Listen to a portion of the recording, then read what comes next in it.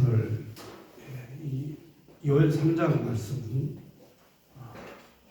이스라엘 민족들에게 내리는 경고의 그 말씀들입니다.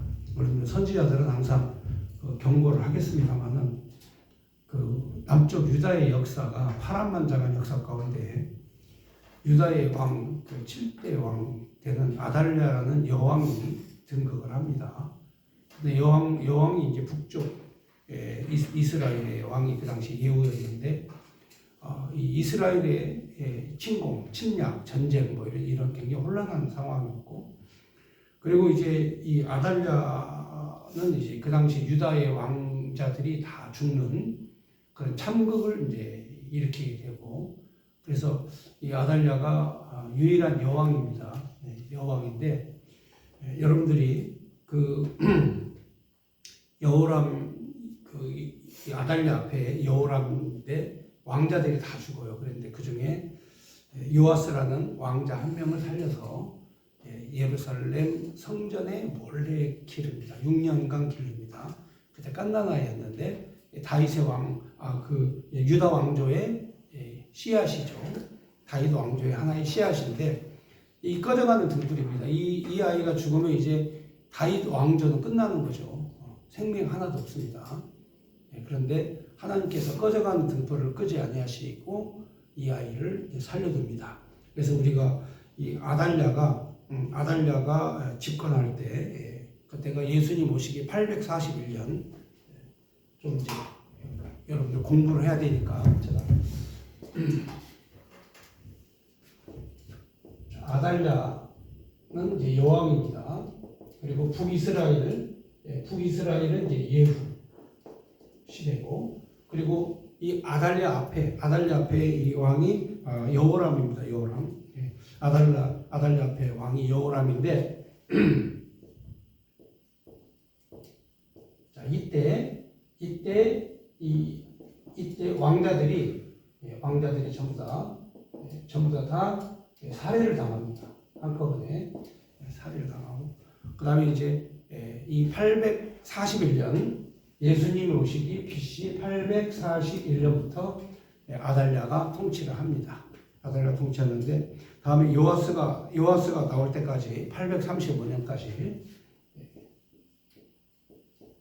이렇게 6년간 이 아달랴가 6년간 통치하고, 그 다음에 이제 요아스가 7살 7세 때 이제 왕이 됩니다. 그런데 이때 제사장이 이 요아스를 숨겨놓죠. 그러니까 이때에 아주 그 우상이 만연하고 성전 제사가 회파되고 굉장히 그 위기에 빠진 그런 나라가 된 거죠. 자, 이때에 이 아달랴가 통치한 이때에 요엘이 예언한 내용입니다. 그러니까 왕자들은 다 죽고, 그 다음에 이 유다의 다시 말하면 다윗의 왕조가 이제 씨가 다 말라버렸죠. 씨가 다 말라서 이제 끝장나는. 근데 하나님께서 다윗에게 언약하신 그 약속이 있죠. 하나님께서 영원토록 왕권을 다윗에게 준다. 자, 이 내용이 여기서 끝날 판이에요. 거기서 끝날 위기에 빠졌는데 이때에 하나님께서 참 그 은혜 가운데 요아스라는 생명 하나를 간신히 꺼내가지고 왕자들이 다 죽고 이 깐나나이 하나를 이제 기르다가 성전에서 기릅니다. 그러니까 이 제사장들이 이제 사실상 통치를 하는 시기. 요엘은 이때에 이 회복된, 다시 말하면 요아스를 통해서 회복된 시기에 이 요엘이 제사장 통치. 다시 말하면 왕이 어리지 않습니까? 왕이 이제 7살밖에 안 되니까 나라를 누가 다스리냐면 요아스를 길러줬던 제사장들이 나라를 다스리게 되죠. 통치를 합니다. 왜냐하면 요아스가 클 때까지, 요아스가 성인이 될 때까지 이 제사장들이 이제 통치를 합니다. 그래서 이 요아스가 사실상 굉장히 오랫동안 통치를 합니다. 835년부터 796년 요아스는 이제 796년까지 상당히 오랜 시간 동안 요아스의 통치 시대가 오죠. 그러니까 요아스는 어릴 때부터 성전에서 자라났기 때문에, 그리고 제사장과 함께 있는 믿음이, 신앙과 믿음이 굉장히 좋은 왕으로 우리가 압니다. 그래서 이 꺼져가는 등불을 하나님이 끄지 아니하신다는 말씀 우리가 가끔 기도 때 하지 않습니까? 그러니까 하나님의 역사는 이렇게 다 망해가는 유다 왕조를 하나님이 영원토록 영원한 왕권을 하나님이 주시겠다고 허락하신 대로 이 꺼져가는 등불을 끄지 아니하시고 이 왕권이 계속 내려오게 하시죠. 그래서 이 유다 자손의 왕권이 이제 예수님을 통해서 완성이 되는 거죠. 예수를 통해서 영원한 통치가 완성이 되는.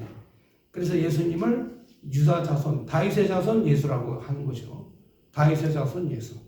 그러니까 이 구약 성경을 통틀어서 해석을 하려면, 바로 이 유다 자손을 잘 이해를 해야 되는 거죠.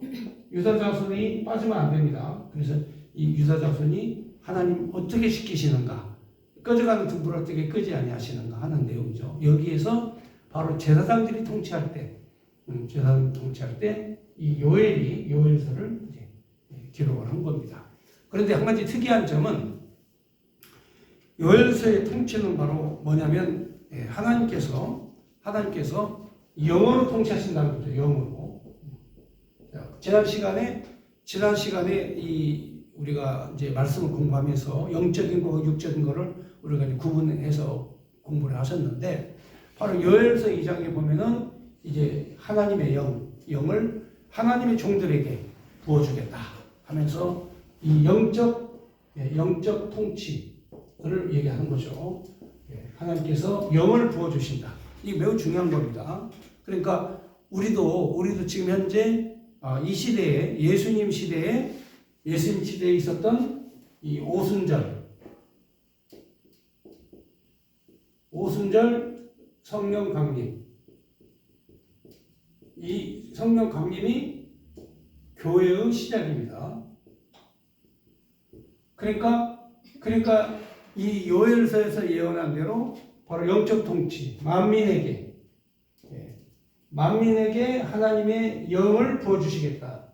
자, 이 요엘에 예언한 내용대로 이 사도행전에 오순절날 성령이 강림해서 이때 만민에게 영을 부어주신 거죠. 영적 생명을 넣어주신 거죠. 자, 그러면 이때까지는 누구만 구원을 받느냐? 이때까지는 그렇죠. 하나님의 선민들만, 하나님의 선택한 이 유대인들만 구원을 받는 이 시대였죠. 그런데 요엘 선지자는 만민에게 영을 부어주시겠다고 하시지 않습니까? 그 예언이,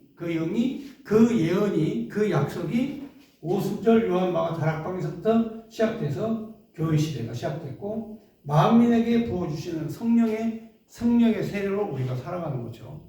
그러니까 이제 우리는 이 성경 공부하면서 우리가 항상 이 영적 세계, 영적 생명, 이거를 성령을 우리가 소홀하게 생각하면 안 됩니다. 항상 내 판단이 아니라 성령 하나님의 판단, 성령 하나님의 인도하심에 따라서 내가 움직이는 거지, 내가 육적인 사고방식으로 움직이는 그는 타락한 영들이나 하는 거죠. 타락한 영들이 바로 뭡니까? 오직 자기만을 위해서. 전 요즘에 정치적 얘기를 잠깐 좀 하겠습니다. 요즘에 이재명이 하는 거 보면 너무 재밌어요. 왜냐하면 이재명은 원래 민주당 제일 밑바닥에 있는 사람이었어요. 근데 그 사람이 이제 경기 동부연합이라는 그런 친북 종북 세력들, 아로와 PD 계열, 그러니까 공산주의 사상을 학습한 사람들, 자, 이 사람들에 의해서 이재명이가 포섭이 돼요. 이때가 언제냐면 1986년도 사법고시를 합격하고 사법고시 사법연수원에서 동지들을 만나서 거기서 같이 먹고 자면서 사법연수원에서 이게 포섭이 돼요. 그래가지고 변호사 생활하다가 그다음에 이제 이 경기동부연합이 집중되어 있는 곳이 용인과 성남이거든요. 그래서 용인과 성남이 연합해 용성연합이라고 하는데 이 용성연합을 통해서 이제 세력을 만들어요. 지하 조직을 만들죠. 그리고 이 지하 조직이 활동을 해요. 활동을 하면서 이재명을 성남시장으로 당선을 시켜요.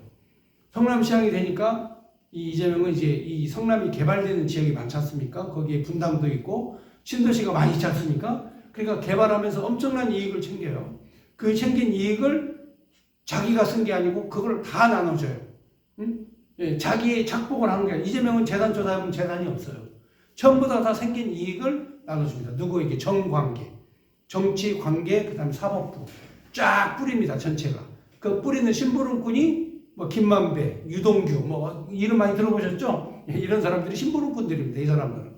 자, 그런데 핵심은 이재명이죠. 근데 이 이재명이 성남시장에서 엄청난 돈을 이렇게 쫙 정관계 뿌리다 보니까 지명도가 높아져요. 여러분, 이 판사들도요, 돈 받잖아요. 그러면 판결 제대로 안 해요. 예? 구속시켜야 되는데 구속 안 시켜요. 유죄를 때려야 되는데 유죄 안 때려요. 이게 지금 현재 사법부 시스템이 사실상 굉장히 엉망진창이 된 거예요. 왜냐하면 이재명이 딱 재판장 가보면 다 돈 받은 사람들이거든. 자기 돈 쫙 이렇게 응? 예, 수천억을 만드는 그거를 이제 일부분은 펀드 연못에다가 예, 대장동 연못을 만들어 연못에다 감춰둔 펀드라고 하는데 그거를 다 감춰놔요. 예, 그리고 이제 필요할 때 꺼내 쓰는 거죠. 그러니까 이 돈들이 현재 정체들이 다 밝혀지고 있어요. 검찰이 수사하고 조사하면 돈은 다 나오게 돼 있거든요. 근데 문제는요, 예, 경기도지사가 되고, 그리고 이 사람이 대통령 후보가 돼서 25만 표 차이로, 0.7% 차이로 간신히 떨어져요. 자, 그런데 그리고 난 다음 바로 국회의원이 되고, 또 당대표가 되고, 그리고 이제는 민주당을 완전히 장악을 했어요. 그러니까 인간적으로 소설을 쓰다면요, 완전 개천에서 녹는 사람이에요. 학교도 제대로 다니지 못해서 검정고시로, 그리고 검정고시 학교에서 대학 다니고 사법고시 보고 변호사 되고 예, 천재예요. 그러니까 일반 사람은 감히 상상도 할 수 없는 엄청난 실력을 지닌 사람이에요. 그래서 이 권력과 정치적인 거를 힘을 입는 거죠. 그래서 이재명이가 예, 이 정치적인 힘은 어디서 얻느냐? 바로 예, 이 공산주의, 친북 세력, 종북 세력 이들이 예, 이재명을 지지하고 미는 거죠. 그들은 똘똘 뭉쳐가지고, 예, 그들은 돈도 있고, 그들은 조직도 있고, 예, 그래서 이재명을 대통령으로 만들어서 이 나라가 한바트면 위기에 빠질 뻔한 상황이 갔어요. 근데 지금 당대표로 공천을 하는데, 예, 전부 다 자기 사람들로만, 예, 전부 다 뭐 민주당 사람들, 다 떨어뜨리죠. 예, 김대중 계열, 예, 다 떨어뜨립니다. 예, 전부 다 노무현 계열 다 떨어뜨려요. 이제 이재명 계열만 남고, 예, 선거를 하는 거죠. 자, 그런데 여러분 이 욕심이라는 게요, 인간의 욕심이라는 게 육적인 생각을 갖게 되면 성공하는 것 같지만 지금 현재 이재명은 파멸의 길로 가는 거예요. 이거는 목회자의 눈으로 봤을 때, 이재명은 파멸의 길로 갑니다. 나중에 이게 지금 이거 전부 다 녹화를 하고 있기 때문에 나중에 들어보시면 알아요. 10년, 20년 지나서 이재명이 어떤 인생을 살았고 어떤 삶을 살았는가. 예, 지금 현재 자기는 잘한다고 하지만 파멸의 길로 현재 가고 있어요. 아멘. 예, 왜 그러냐면, 예, 제가 성경에서 답을 찾자면 그렇습니다. 성경에서 찾자면, 바로 하나님의 영이 함께하지 않는 사람들은 반드시 패망합니다. 이게 아멘. 다윗이 시편에서 부른 찬송이에요. 다윗이 시편에서 부른 찬송이 바로 하나님과 영적으로 소통한 사람은 하나님의 분토더미에서도 일으켜 주셔요. 아멘. 하나님의 반석이 되시고 하나님의 산성이 되셔요. 아멘. 그런데 하나님을 떠난 악인은 그렇지 않으며 바람에 나는 겨와 같이 망한다 그랬어요. 아멘. 그러니까 하나님을 섬기는 사람은 선인이고 하나님을 섬기지 않으면 악인이 되는 거예요. 그래서 다윗은 사망의 음침한 골짜기를 다녀도 내가 해바둠을 두려워하지 않을 것은 주님이 나와 함께 하십니다. 응? 함께 하신다는 거죠. 그러니까 여러분들이 주님과 함께하는 삶. 그래서 주의 지팡이와 막대기가 나를 아니하시나이다. 응? 그러나 악인은 그렇지 않으며 바람에 나는 겨처럼 망한다. 이게 성경의 진리예요. 그러니까 우리가 이 요엘서의 내용을 요약해 보면 요엘서의 내용은 바로 하나님의 영을 만민에게 부어주시는 그 영을 받는 거죠.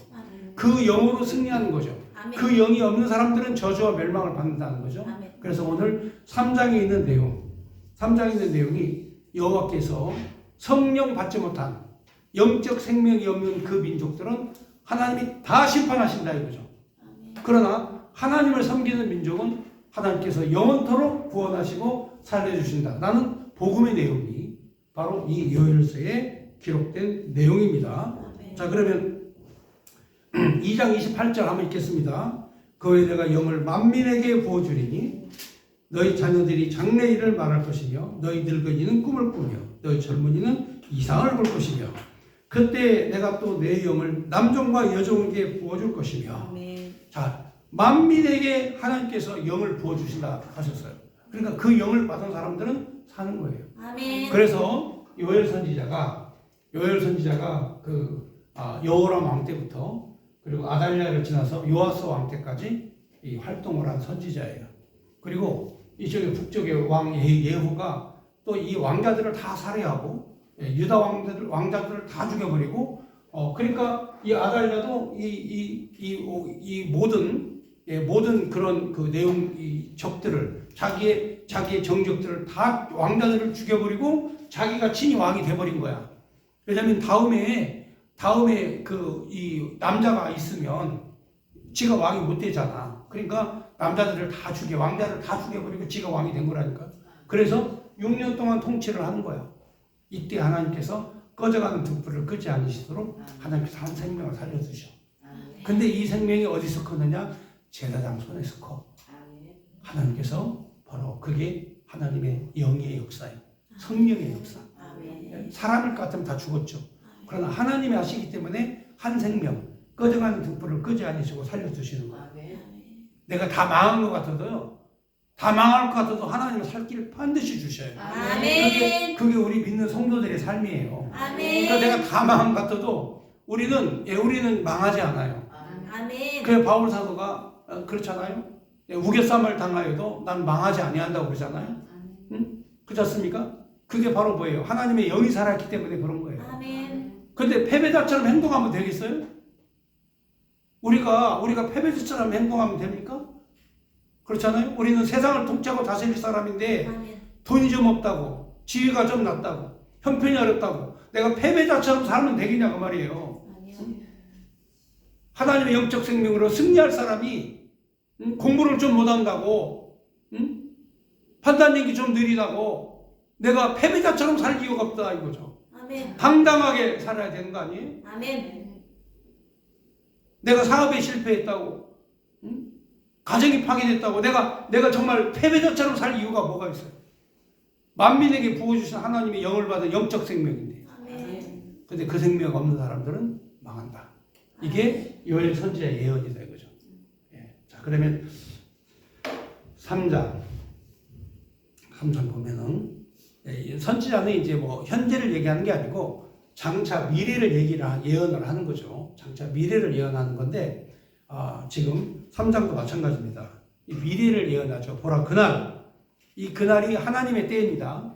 그날 곧 내가 유다와 예루살렘 가운데서 사로잡힌 자를 돌아오게 할 그때에. 예. 자, 여러분 이때가 언제냐면은 한참 뒤에요. 한참 뒤에 여기에 606년 바벨론 침공에 의해서 포로로 잡혀가게 되죠. 예, 유다 자손들이 전부 다 포로로 잡혀갑니다. 그러니까 참극이 일어난 거죠. 참극이. 예, 아주 참극이 일어났는데 그때 사로잡힌 자들을 다 돌아오게 할 그때 내가 만국을 모아 데리고 여호사밧 골짜기에 내려가서 내 백성 곧 내 기업인 이스라엘을 위하여 거기서 그들을 심문하리니 이는 그들이 이스라엘 나라들 가운데 흩어버리고 나의 땅을 나누었습니다. 제비부와 내 백성을 끌어다가 소년을 기생과 받고 소녀를 술과 받고 마셨습니다. 심판하는 거죠. 두로와 시돈과 블레셋 사방아 너희는 나와 무슨 상관이 있느냐?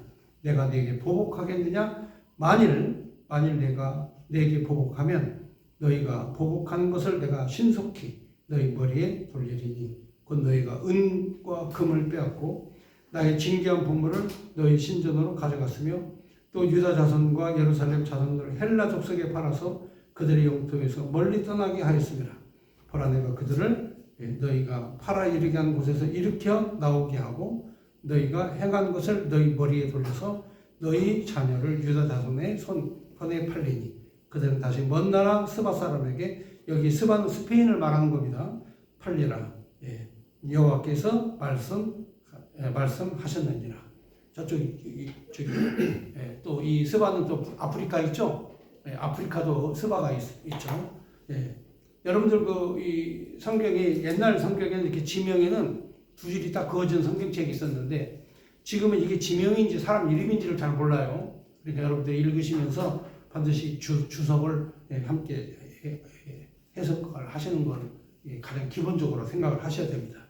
자, 그 다음에 지금 현재 이 내용은 그렇습니다. 이 내용은 유다 자손이 이제 팔려나갔겠지만 하나님이 다시 돌아오게 하겠고 그 원수들을 하나님이 다 갚아주겠다 하는 내용입니다. 9절에 너희는 모든 민족에게 이렇게 널리 선포할지어다. 너희는 전쟁을 준비하고 용사를 격려하고 병사로 다 가까이 나와서 올라오게 할지어다. 너희는 보석을 쳐서 칼을 만들지어다. 낫을 쳐서 창을 만들지어다. 약한 자들이 이르기를 나는 강하다 할지어다. 사면의 민족들아 너희는 속히 와서 모일지어다. 여호와여 주의 용사들로 그리로 내려오게 하옵소서. 민족들이 일어나 여호사밧 골짜기에 올라올지어다. 내가 거기 앉아 사면 민족들을 다 심판하리로다. 너희는 낫을 쓰라. 곡식이 익었도다. 와서 밟을지어다. 포도주들이 가득 차고 포도주통이 넘치니 그들의 악이 큼이라.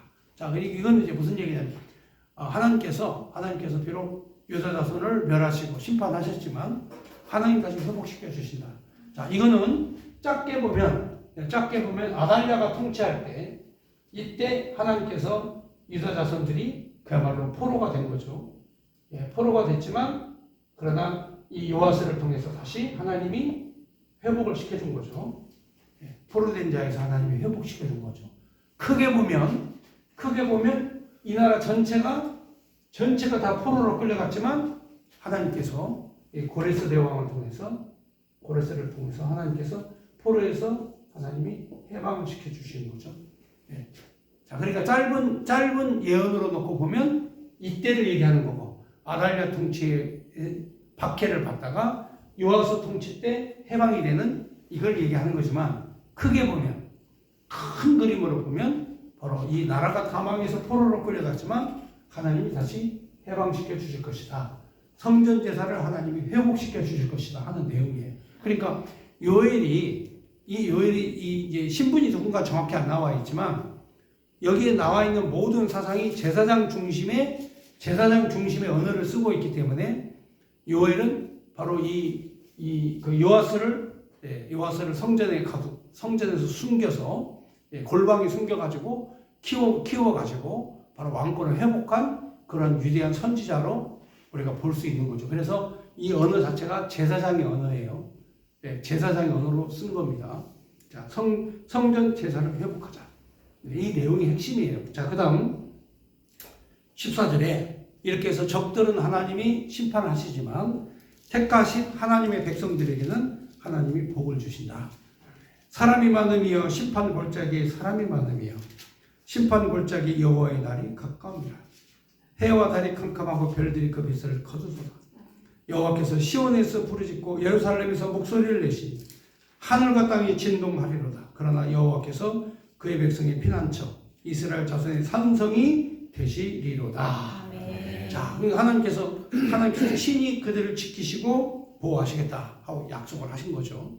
자, 그러면 이 좀 더 요엘서의 내용에 우리가 지금 볼 때 아달랴 시대에 백성들이 포로로 끌려가고 요아스 시대에 회복이 돼서 해방이 되는 이 내용을 지금 우리가 지금 현재 공부를 했습니다. 큰 그림으로 보면 바로 이 유다 왕 전체가 포로로 끌려가고 그리고 다시 하나님께서 포로에서 해방시켜 줘서 하나님이 회복을 시켜주는 거고 좀 더 큰 그림으로 가면 율법에서 얽매여 자유를 찾지 못하던 그들에게 복음 성령의 능력으로 만민에게 부어주시는 성령의 능력으로 회복시켜 주신다고 말이죠. 아멘. 그러니까 성경 역사는 항상 얽매임이 있으면 해방이 있는 거죠. 영적으로 내가 매여 있을 때가 있고 해방될 때가 있어요. 자, 지금 어떤 상태예요? 내가 정말 매여 있는 상태냐? 아니면 내가 해방된 상태냐? 내 심령 상태를 점검을 한번 해보세요. 내 마음이 괴로움이 있고 찬송을 부르지도 못하고 슬픔에 잠겨 있고 하는 일마다 막 괴롭고 힘들고 고통스럽고 그럼 아직 해방되지 못한 거예요. 그건 죄악의 사슬에서 해방되지 못한 거지만 무슨 일을 만나든지 만사형통 아멘. 하나님 은혜가 넘쳐 아멘. 무슨 일을 만나든지 행복해 아멘. 적과 싸워서 이겨 아멘. 나와의 싸움에서 이겨 아멘. 그러면 하나님께 여기 성령 충만 받은 거예요. 아멘. 성령 충만이 막 그냥 막 랄랄랄랄랄랄 뚜뚜뚜뚜뚜 막 해만 성령 충만 온 게 아니에요. 이 말씀을 잔잔하게 공부하면서 성령의 은혜와 이슬과 같은 은혜가 막 내리는 거예요. 이게 가랑비에 속을 젓는다는 말 들어보셨어요? 예? 성령의 은혜가 잔잔하게 우리를 사로잡아 가는 거예요. 꼭 막 날날날 뚜뚜뚜뚜 막 해가지고 막 난리를 치면서 그 성령 충만이. 근데 그런 사람들은 또 밖에 나오면 막 쌈박질하고 막 쌍욕하고 막 지랄을 떨고 막 이런 인간들 많아요. 교회에서는 막 방언을 유창하게 해놓고도 교회 밖에만 나가면 막 욕을 하고 막 난리를 치는 이런 인간들 많단 말이에요. 응? 그러니까 진짜 성령의 이 충만한 은혜 안에 있는 사람은 마음속 심령이 행복하고 편안하고 항상 기도가 넘치는 거예요. 그래야 남에게 좋은 영향을 끼칠 수 있어요, 전도사님. 예? 내가 성령 충만을 받고 막 행복하고 기쁘고 그래야 나를 보고 상대방에게 좋은 영향력을 끼치는 거야. 어떤 사람은 막 그 사람만 보면 피곤해지는 사람이 있어. 응? 상대방을 힘들게 만드는 사람이 있어. 응? 예. 어떤 사람들 휙 들어가도 여기다가 앉아있어도 막 힘들어. 그 사람 케어하기가 힘들다니까. 근데 어떤 사람들은 막 들어 앉아있기만 해도 막 은혜가 된 사람이 있어요. 그러니까 이 성령의 능력이 회복이라는 게 아무에게 나오는 게 아니에요. 하나님의 선택한 하나님의 백성들에게 주는 하나님의 선물이에요.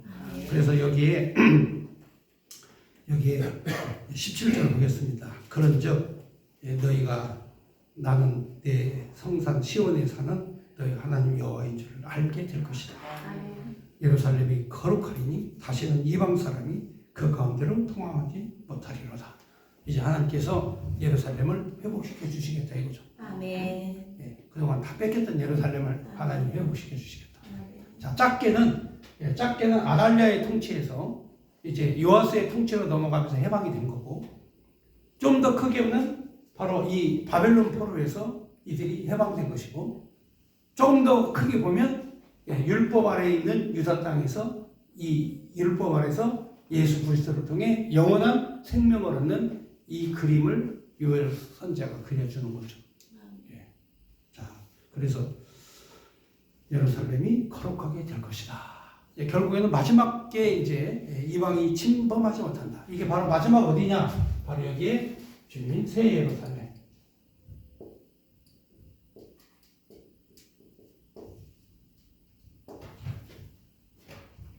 새 예루살렘에는 이방인이 들어오지 못한다. 이방은 못 들어오죠. 영적 생명을 가는 영적 생명만 들어가는 거죠. 이방이 못 들어오는 거예요. 아멘. 자, 그 다음 18절 그날에 산들이 단 포도주를 떨어뜨릴 것이며 작은 산들이 젖을 흘릴 것이며 유다 모든 시내가 물을 흘릴 것이며 여호와의 성전에서 샘이 흘러나와 시딤 골짜기에 내리라. 하나님, 이게 이제 에스겔 선지자가 본 내용인데요. 에스겔 선지자도 바로 성전에서 막 물이 흘러나오죠. 응? 성전의 물이, 이 물은 성령의 물을 말하는 거예요. 생명수를 말하는 거야. 에스겔 선지자가 본 물은 생명수야. 영원한 생명의 물. 그러니까 여기에서 요엘 선지자도 성전에서 샘이 흘러나온다. 아니, 성전에 무슨 샘이 있어요? 없지, 성전에. 근데 여기에서 이 성전에 샘이 흘러나온다는 건 생명수가 흘러나온다는 뜻이에요. 그래서 그런데 이스라엘을 괴롭혔던, 힘들게 했던 적들을 애굽은 황무지가 되게 했고 에돔은 황무한들이 되리니 이는 그들이 유다 자손에게 포악을 행하여 무죄하필 그 땅에서 흘렸습니다. 그러니까 유다 자손을 힘들게 하고 유다 자손을 괴롭게 하고 고통스럽게 하면 반드시 망한다고 말이죠. 그래서 처음에는 아달랴가 유다의 왕자들을 다 죽여버리고 다윗 자손들을 다 죽여버리고 지가 여자가 왕이 돼가지고 통치를 하는데 100명의 특공대를 제사장이 만들어요. 100명의 특공대를 만들고 백성들에게 쫙 소문을 내요. 다윗의 아들이 살아있다. 누구만 모르게, 아달랴만 모르게. 가지고 아달랴를 성전으로 데리고 갑니다. 제사장들이 다 성전을 점령하고 100명의 특공대가 바로 아달랴를 성전에서 바로 다윗의 아들 요아스를 찬양할지어다 하고 왕으로 딱 세워요. 다윗의 자손 요아스요, 우리의 왕입니다. 백성들이 다 제사장들이 다 그러니까 아달랴가 반역이다 반역 했지만 이미 100명의 특공대들이 다 짜고 아달랴를 거기서 쳐 죽여버리죠. 그리고 그때부터 요아스가 왕으로 등극을 한 겁니다. 자, 이렇게 해서 하나님이 회복시켜 준 거예요. 이게 회복의 역사예요. 자, 그래서 요엘서가 그걸 정확하게 기록을 하는 거죠. 그래서 거기에 보면 그렇습니다. 유다는 영원히 있겠고 예루살렘은 대대 있으리로다. 요엘서가 지금 무슨 얘기하는 거 아시겠죠? 요엘서가 여기서 이 성전 얘기만 했다면 이 예언이 틀리죠. 근데 이 요엘은 바로 이 예루살렘이 바벨론에 의해서 성전이 파괴됐지만 바로 그리스도 예수를 통해서 영원한 새 예루살렘이 세워질 것이다라고 하는 예루살렘이 영원히 살 것이라고 하는 예언을 하는 거죠. 그래서 여기에 유다는 영원히 있겠고 쉽게 말하면 한바트면 여기서 유다 자손 대가 끊어지고 다윗의 자손 대가 끊어질 뻔했지만 하나님께서 바로 영원토록 유다 자손을 이끌어 왕이 되신 만왕의 왕 예수, 다윗의 자손 유다 자손에서 왕이 예수가 나오시고 이분이 영원한 새 예루살렘의 통치를 예언하시는 내용이 짤막한 글에 딱 써 있는 거예요. 이렇게 이제 성경 해석이 어떻게 되는가? 여러분들이 이게 유다는 영원히 있겠고 예루살렘은 대대 있으리로라는 예언이 어떻게 이루어졌는가 아시겠죠? 자, 그리고 내가 전에 그들의 피 흘림 당한 것을 갚아주지 아니하였거니와 이제는 갚아주리니 이는 여호와께서 시온에 거하심이라. 이제는 여호와께서 갚아주신다. 이게 요한계시록의 내용이에요. 요한계시록 성도들의 무고한 피, 선교들의 순교의 피를 하나님이 갚아주시겠다. 어디서? 새 예루살렘에서 갚아주시겠다 하는 거죠. 그러니까 이제 우리의 믿음은 과거를 보는 믿음이 아니라 소망을 보는, 미래를 보는 믿음 안에서 발전하는 거예요. 그래서 오늘 이 요엘서에 담겨진 예언의 내용 여기까지 말씀을 보셨습니다.